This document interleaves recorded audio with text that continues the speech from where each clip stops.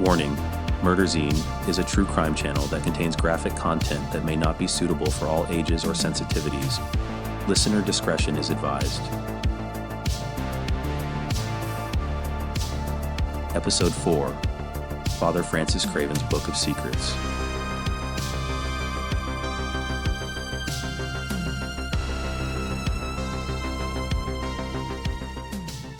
Delta Airlines Flight 221 from Southwest Florida International Airport touched down at Birmingham Municipal Airport after a layover in Atlanta at approximately 10 a.m. on the morning of January 7, 1989. Temperatures hovered in the mid-60s, typical of a muggy but rain-free Alabama winter morning. Poison's "Every Rose Has Its Thorn" was the number one song on the airwaves. Japanese Emperor Hirohito had passed away the same morning, and a gallon of unleaded gasoline averaged just 54 cents. Bill Curry coached the Alabama Crimson Tide, and President Ronald Reagan was days away from leaving office. Among the passengers on that flight was Father Francis Leslie Craven, a chubby and bespectacled 53-year-old Roman Catholic priest with a penchant for overpriced electronics and modern fashion. Father Craven strolled through the bustling terminal in a pair of slightly worn black canvas shoes, retrieved his luggage, and headed to the parking deck. He had just returned from a week-long Christmas visit in Florida with friends Jay and Jean Murphy, who affectionately called him the Pope. The Murphys had gifted him a striped sweater and new slacks adorned with the University of Alabama's iconic a nod to his adopted home state, though Craven had no formal ties to the university. Father Craven's path to the priesthood was unconventional. Born in New England, he attended several seminaries, often questioning his vocation.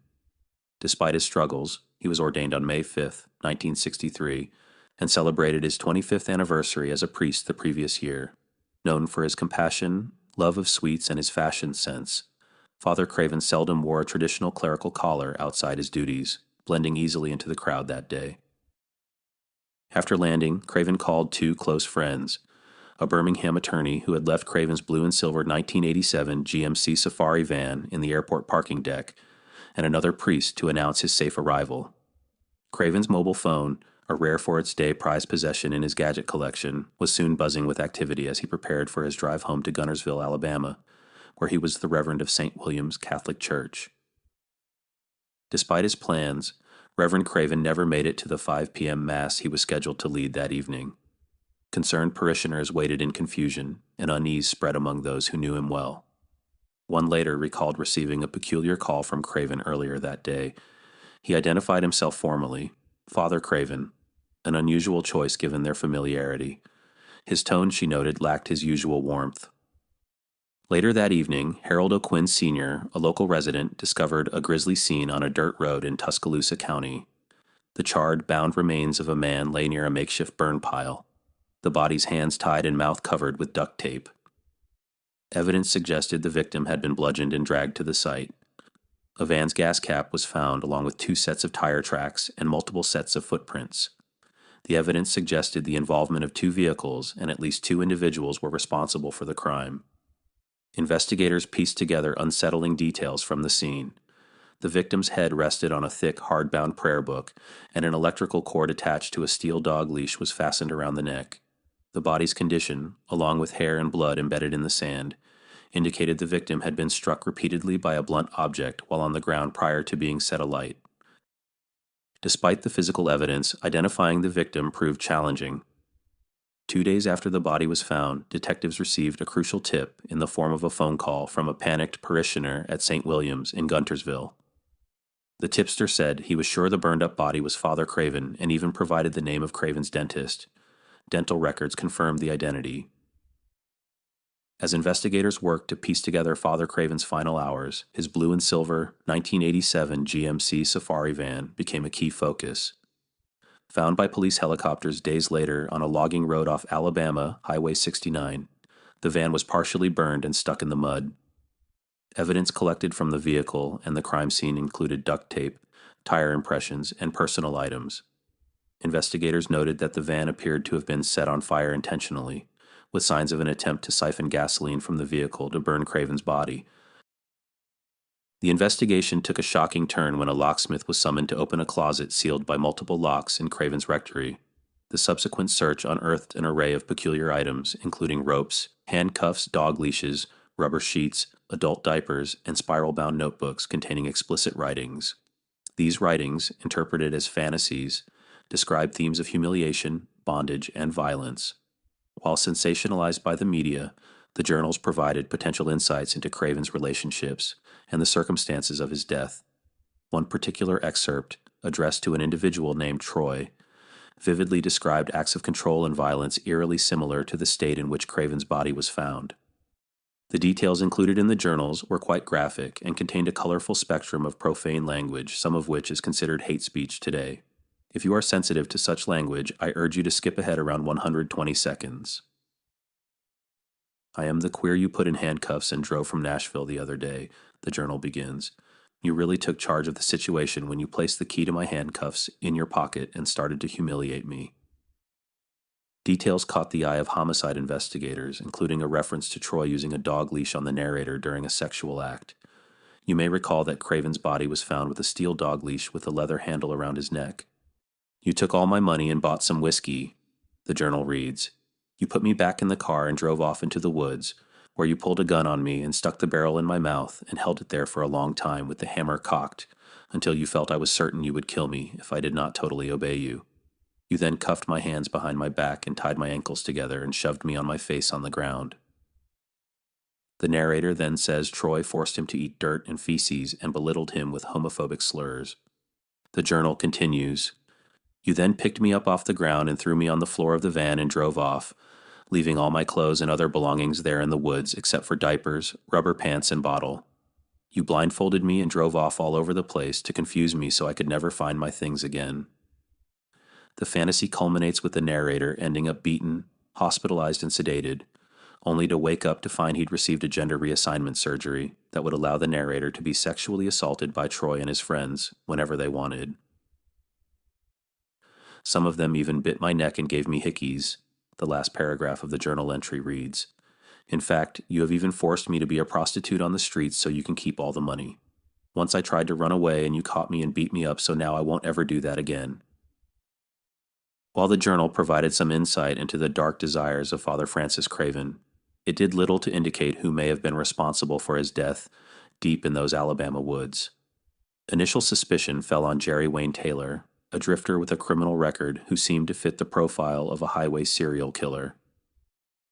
However, Taylor's alibi, supported by records placing him in an Atlanta jail the day before the murder, cleared him of involvement. After 3 successive Tuscaloosa County grand juries declined to return an indictment on Taylor, the prosecution decided to not pursue another attempt. With their first suspect cleared, the tip investigators received leading to the dental record identification of Father Francis Craven again came into focus.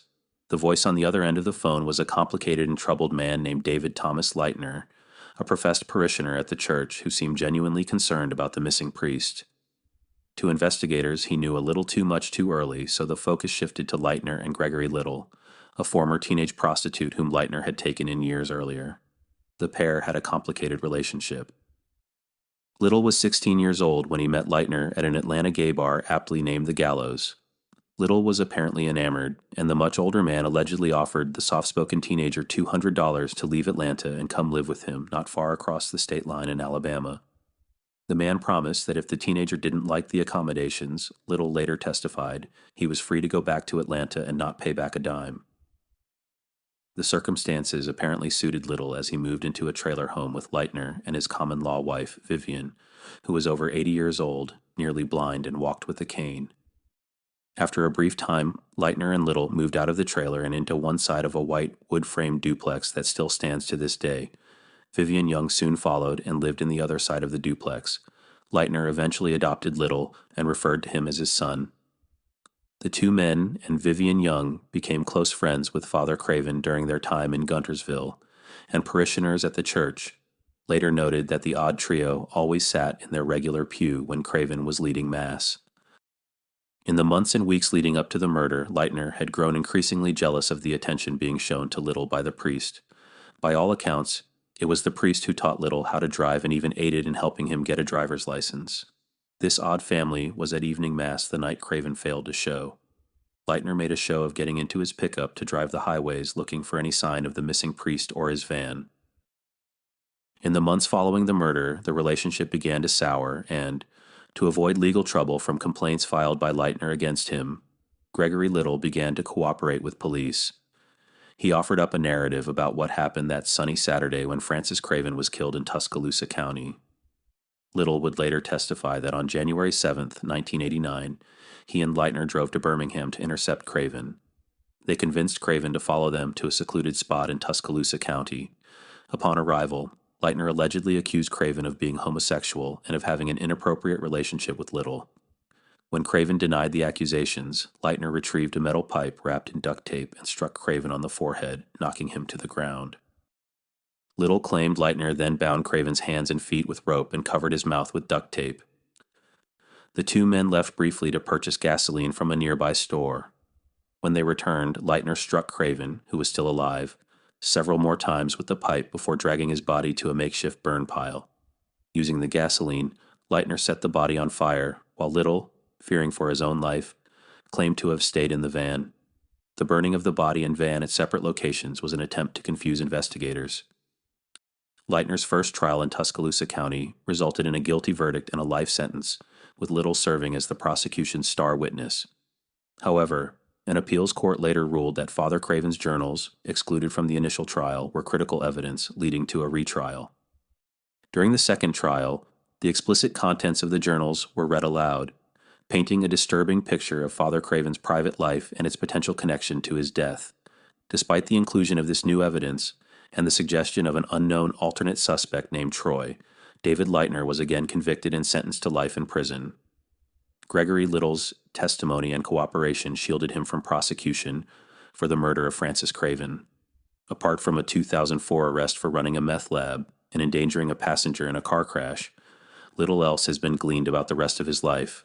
He passed away in 2022 at the age of 53. David Leitner's life ended in 1994 when he took his own life by hanging himself with a bedsheet while still in prison. The details of his suicide note have never fully been released, but have been reported to deny his involvement in Father Craven's murder. "I am guilty of being a bisexual," Leitner once told reporters. "I am not guilty of killing my friend." Leitner's suicide, paired with Little's death decades later, ensures that the full truth of that January day in 1989 will remain elusive. The murder of Father Francis Craven remains shrouded in unanswered questions. Why did Craven divert from his intended route to Guntersville? Was he coerced, or did he trust Leitner and Little enough to follow them willingly? Who was the elusive Troy mentioned in the journals? While salacious and controversial, the journals offered only indirect connections to the crime. Do they also suggest that Father Craven may have been lured to his death by fulfillment of his dark desires? Additionally, the motivations of those involved, ranging from jealousy to unresolved grievances, have never been fully clarified. Marked by its complexity and sensational details, the murder of Father Francis Craven, though much forgotten, endures as one of Alabama's most haunting crime tales.